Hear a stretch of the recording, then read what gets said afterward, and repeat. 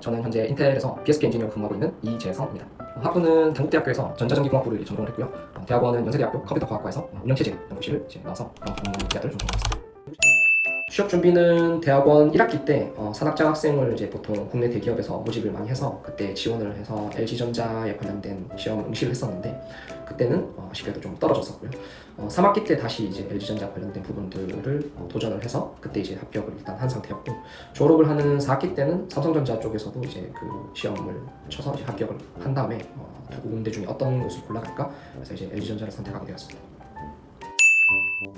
LG전자 산학장학생 시험은 당시에 한 8시 반 정도까지 입실해서 오후 6시까지 시험을 치는 수능 시험이랑 비슷한 단계들로 이루어졌고요. 첫 번째는 제가 소프트웨어 엔지니어링 분야라서 시언어라든지 자바 같은 이런 시험 과목을 1시간 정도씩 시험을 쳤고 그 이후에는 언어 영역, 도형 추리 같은 언어 수리 이런 부분들, 그 다음에 역사나 한문 이런 약간 상식을 요구하는 그런 시험들도 뒤쪽에 좀 쳤고 최종적으로는 인성, 적성 이런 부분들 검사를 하는 시험을 한 1시간 정도씩 이렇게 이제 해서 거의 한 9시간 가까운 시간 동안 시험을 좀 치고 그런 부분들을 종합적으로 평가를 하는 그런 시스템이었습니다.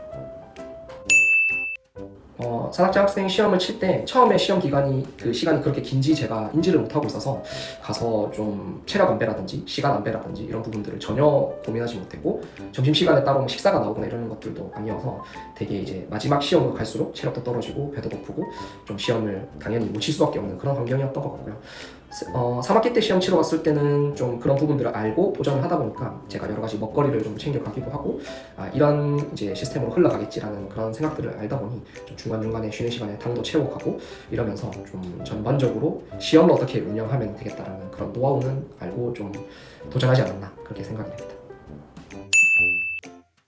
서류는 보통 국내 대기업에서는 요구하는 그 포맷 양식들이 있기 때문에 거기에 맞춰서 작성을 하시면 되고 기본적으로는 학점이나 영어 점수, 그다음에 자기소개서, 내가 대학원에서 어떤 연구를 했는지, 그다음에 기업에 들어가서 어떤 걸 하고 싶다라든지 이런 부분들을 주로 좀 서술하는 그런 포맷이 따로 있어서 거기에 맞춰서 쓰시면 되고요. 추가적으로 그 포트폴리오 같은 이런 부분들을 각자 개별적으로 학생들이 많이 준비를 해서 자기가 어떤 연구를 했는지 좀 디테일하게 쓰거나 이렇게 해서 작성을 하시는데 저 또한 로봇이나 연구실에서 했던 연구 분야나 이런 부분들을 좀 정리해서 포트폴리오로 한 10장 이내로 정리해가지고 좀 이렇게 지원할 때 첨부를 하는 그런 방식으로 준비했습니다. LG전자 CTO 같은 경우에는 일단 서류가 합격이 되면은 그 이력서나 포트폴리오 같은 것들이 회사에 있는 팀장분이나 파트장분들에게 전체적으로 뿌려지는 시스템이에요. 그래서 파트장분이나 팀장분들이 그런 서류나 포트폴리오를 보시고 내가 이 친구에 관심 있어 라고 하시면은 실제 포트폴리오 발표하는 날짜에 그분들이 직접 회의실에 들어오십니다. 그래서 제가 포트폴리오 발표하시는 거를 다 보고 질의응답 같은 것들을 직접 이제 하시고 이러는 시스템이라서 얼마나 많은 분들이 들어오셔서 면접을 진행한다라는 것들도 사실상 정해지지는 않았고요. 내가 연구한 분야에 대해서 누가 어떤 팀이 어떻게 관심이 있다라는 것들을 사실 처음에는 알기가 좀 어려운 상황이라 그냥 아무도 없는 모르는 분들한테 나를 이제 좀 어필한다 라는 그런 관점으로 좀 준비를 하셔야 될 거라고 저는 생각이 들어요.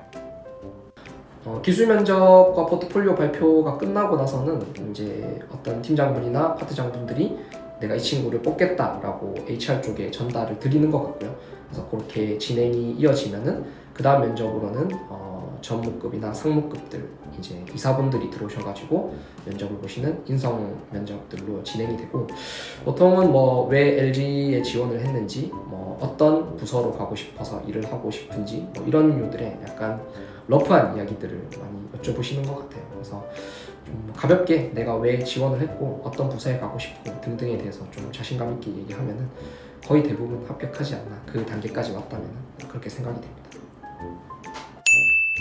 제가 학부 때부터 미국 실리콘밸리 쪽에 가서 일을 하고 싶다라는 욕심들이 늘 있었는데 현실적으로 내가 미국을 가기 위해서 어떤 준비를 해야 될까라는 것을 모색해봤을 때 가장 좀 가능성 있어 보이는 것은 국내에 있는 외국계 기업으로 먼저 점프를 하고 거기에서 이제 트랜스퍼를 하는 이런 방식들로 비자를 좀 해결해보자라는 그런 이제 전략을 좀 썼고요. 그래서 LG전자를 가자마자부터도 바로 외국계 회사들을 좀 준비를 했던 것 같습니다. 소위 말하는 코딩 테스트라든지 영어로 인터뷰를 한다라든지 영어로 내 경력들을 좀 정리를 한다라든지 이런 부분들을 꾸준히 해왔고요. 그래서 특정 기간 동안에 내가 어떤 걸 준비를 해서 갔다라기보다는 길게 보고 꾸준히 준비를 하고 있다가 기회가 열렸을 때 좀 지원을 해서 면접을 보고 이제 인텔로 오게 된 그런 케이스입니다. 대학원 때부터 제가 링크드인에 영어로 여러 가지 제 이력들을 많이 잘 정리를 해놨었었는데 그런 부분들을 통해서 외국계 쪽 회사들의 리크루터를 통해 가지고 연락들을 많이 받았었고 그분들 통해서 여러 가지 티키타카를 하다 보면은 기회가 열렸을 때 한번 지원을 해보지 않을래 같은 그런 오퍼들이 많이 옵니다. 그래서 그런 기회들을 놓치지 않고 많은 회사들이 좀 지원을 했었었고 인텔에 지원한 게 이제 잘 결과적으로 풀려가지고 현재까지 이르게 되었습니다. 인텔의 면접은 총 4번으로 진행이 됐는데 처음은 전화 면접을 통해 가지고 실제로 제 레주메에 대해서 간단하게 이렇게 질의응답들을 했던 시간이었고 두 번째부터는 대면 면접들을 쭉 했었는데 2번, 3번이 이제 기술 면접이었어요. 기술 면접들 중에 처음으로는 저랑 같이 일을 하실 분들이 대부분 들어오셔서 실제로 회사에서 그 풀고 있는 문제들을 직접 저한테 던져주고 그런 걸 소프트웨어적으로 해결하려면 어떤 식으로 풀 수 있을까 같은 코딩 테스트이지만 약간 답이 없는 그런 주제를 가지고 한 1시간, 2시간 정도 화이트보드에 써가면서 서로 논의를 하고 문제를 풀고 이런 류들의 면접들이 좀 진행이 되었었고요. 세 번째 면접은 대부분 이제 소위 말하는 부장급들 이상 분들이 들어오셔서 매니저분들이 들어오셔서 회사 생활 관점이라든지 어떻게 이제 대응하거나 회사에 대해서 너가 어떻게 생각을 하고 있는지 그런 류들의 좀 생활 관련된 이런 여러 가지들 면접들을 진행했었고 최종적으로는 매니저분과 면담 또는 이제 영어 인터뷰 같은 이런 부분들이 준비가 되어 있기 때문에 그런 프로세스들로 진행이 되었던 것 같습니다. LG전자와 인텔에서의 가장 큰 차이점이라고 하면은 LG전자 CTO도 되게 자유로운 분위기이기는 했지만은 좀 뭐랄까 이렇게 대화를 나눌 수 있거나 기술적으로 이야기를 하거나 또는 우리가 어떤 프로젝트에 참여를 해서 그런 거에 대해서 얘기를 할 수 있는 사람들의 직급들 체계가 어느 정도 나눠져 있다라고 하면은 인텔에서는 사실상 직급 체계라는 게 서로 공개가 되어 있지도 않고 그다음에 영어로 서로 이름을 부르고 있고 특히나 이제 외국인들하고 이야기를 할 때는 다 영어로 의사소통을 해야 되다 보니까 그런 분위기나 문화가 좀 더 많이 수평적이라고 느껴지는 부분들이 있었던 것 같고요. 그래서 이제 그런 걸 통해서 좀 내가 자유롭게 내 의견도 제시를 하고 그 사람들의 의견도 받아들이는 것 같고 그런 부분들이 조금은 한국계 회사들과 외국계 회사들의 좀 차이점이 있지 않나 하는 부분들이 있었습니다.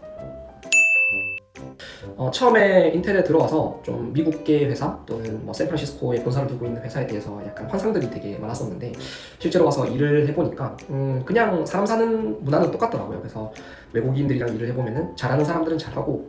여전히 못하는 사람들은 부족한 것들이 있고 그리고 또 한국에서 일을 하는데 한국 엔지니어들로만 일을 하는 것도 아니고 그렇다고 한국 엔지니어들이라고 해서 실력이 적거나 부족하거나 이런 것들도 전혀 아니다 보니까 다양한 접근들과 다양한 지역에 있는 사람들과 얘기를 하고 일을 해본 결과 굳이 내가 미국에 가지 않아도 이런 사람들과 일을 할 수 있는 분위기구나 이런 부분들이 좀 물려서 지금 일단은 미국을 직접적으로 가는 부분들을 선택하지는 않았고요. 대신 제가 처음에 짰던 전략인 것만큼 외국계 회사로 와서 얼마든지 트랜스퍼를 할 수 있다 이런 부분들은 기회들이 많이 있기 때문에 한국에서 만약에 외국계 회사들을 좀 타겟팅 하시는 분들이 계시다면 얼마든지 미국 본사나 이런 데도 기회들이 많이 열려있다라는 것들을 좀 알려드릴 수 있을 것 같습니다. 현재 인텔에서는 오토모티브 자동차에 들어가는 BSP 관련된 내용들의 업무들을 쭉 한 7년 이상 해왔고요. 자동차도 당연히 컴퓨터랑 동일한 시스템으로 이루어져 있기 때문에 칩이 들어가고 그 칩을 써서 다른 수많은 개발자들이 이제 또 인텔 내에서 개발을 하셔야 되는 그런 보드가 이제 운영이 돼야 되기 때문에 저희는 오피셜하게 보드 브링업이라는 용어들을 쓰고 있고 보드가 살아서 이 개발자들한테 주어졌을 때 그 위에서 리눅스라든지 윈도우라든지 이런 운영 체제들이 제대로 부팅을 하고 그 개발자들이 어떤 프레임워크나 어플리케이션을 설치를 해서 개발하실 수 있는 그런 인프라까지를 도달하게끔 저희가 이제 세팅을 하는 그런 엔지니어라고 보시면 될 것 같습니다.